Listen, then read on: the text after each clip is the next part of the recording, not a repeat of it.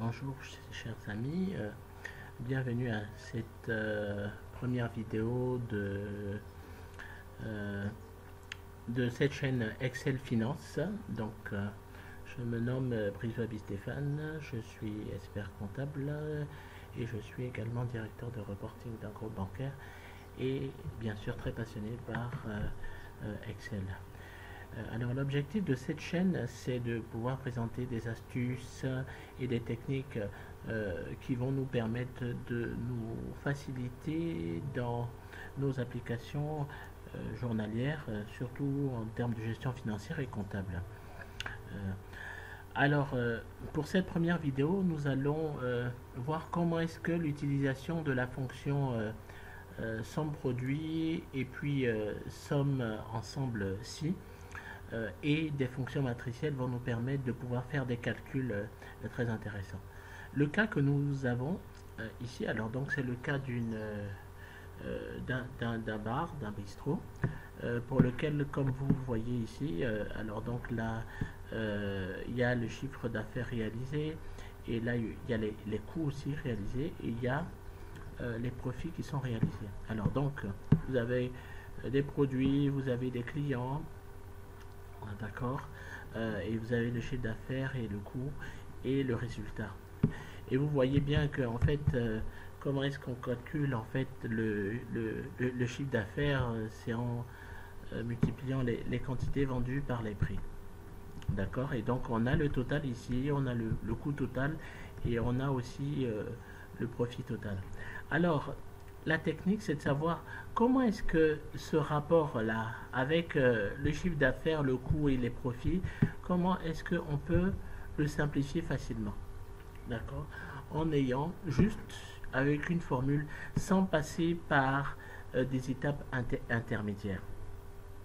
Alors, c'est là que les fonctions matricielles vont nous aider. Alors, donc, comment est-ce que avoir le chiffre d'affaires, le coût et le profit directement sans avoir à passer par ces étapes intermédiaires là? Alors, c'est très simple. Donc, pour le chiffre d'affaires, il faudra donc utiliser, comme vous le voyez ici, la fonction somme produit. Alors, somme produit, vous avez ici la fonction somme produit. Et ce qu'on va faire, on va donc utiliser les fonctions matricielles, c'est-à-dire donc vous avez là d'abord l'ensemble des produits, des quantités qui ont été vendues, et normalement on doit le multiplier par l'ensemble des prix, d'accord, mais là on n'a plus cette colonne là qu'on avait dans le précédent rapport. Alors comment le faire? On va utiliser la fonction somme si. Alors donc on va descendre somme si ensemble, d'accord, et on va utiliser cette matrice là, puisque là pour chaque produit nous avons les prix. Alors donc nous voulons avoir ces prix là, d'accord, et la technique donc c'est de prendre l'ensemble de ces prix, l'ensemble de ces produits, d'accord, en fonction de ce qui a été vendu, d'accord, et je ferme la parenthèse.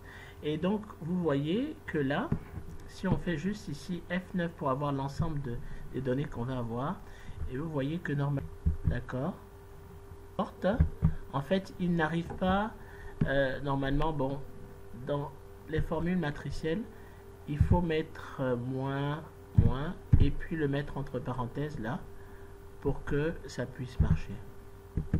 Et là, vous avez le chiffre d'affaires pour Stéphane. Et donc, lorsque vous sélectionnez pour les autres, voilà, et donc là, vous avez le total du chiffre d'affaires ici. On peut faire la même chose aussi pour le coût. Pour le coût total.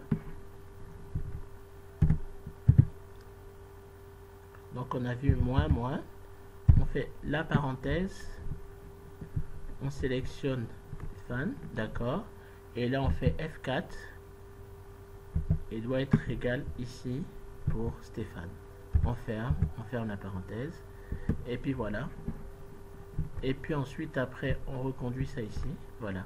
Et donc là on a le coût total et on a le profit. Donc vous voyez que cette formule là est vraiment très rapide, elle est un peu complexe c'est vrai, mais elle est d'une très grande application. Donc je vous remercie pour ce premier cas et nous allons encore utiliser les formules matricielles dans de prochaines vidéos. Merci.